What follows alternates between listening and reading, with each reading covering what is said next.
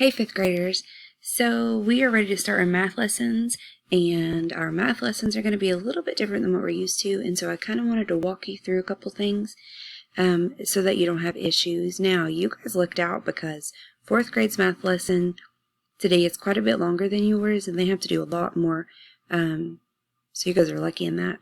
But I wanted to show you real quick how to use the virtual manipulatives.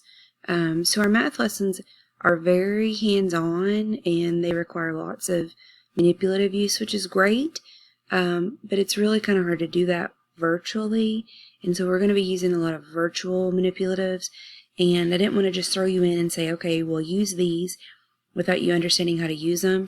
So in just a few minutes, you'll come to this screen and it'll say grab your connecting cubes and use them to build these two shapes.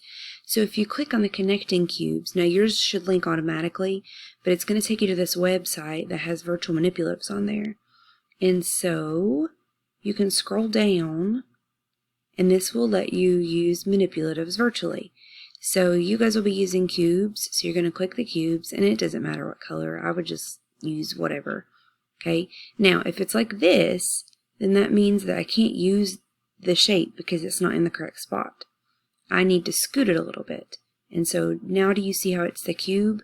So whenever I have it placed like that, I can go ahead and click on it and it'll make a cube there. And then I can put a cube there. I could put a cube pretty much anywhere beside it. However, I can't put cubes right here because I've got that red shape again. So I would need to move the cube to wherever I could. Now I would probably not use black. I would probably use a different color. So if you need to erase, you can erase them, I think. You can just click on it and it takes it away, or it should. Nope, it's not doing that, is it? Alright, let's see.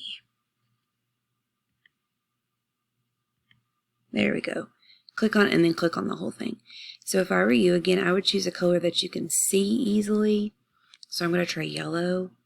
And yellow, notice how the light colors, I can see the sides of the cubes there, all the sides of the cubes whenever I put them on there. So this is how you're going to draw some of those shapes virtually. And so I have this, and then I can even layer them on top, like so. And that's kind of what you'll have to do whenever you're drawing here in a few minutes, okay? So again, I would not recommend using the dark colors. I purposely did that so you all could see why I wouldn't. I would stick with some of these lighter colors just because the shading lets you see the different sides. And then if you're having issues and you need to erase, come up here and click the eraser, and then you can click a shape. And that's why I wasn't doing it a second ago. If I click here and I get these pieces popped up, then I just need to click it again, because if you have this popped up, it won't erase it for you. Okay, so you can just click the eraser again, and those little parts are gone, and then I can just click the box or the cube and it lets me erase. So that's how you're going to use virtual manipulatives for the first activity that you guys have to do.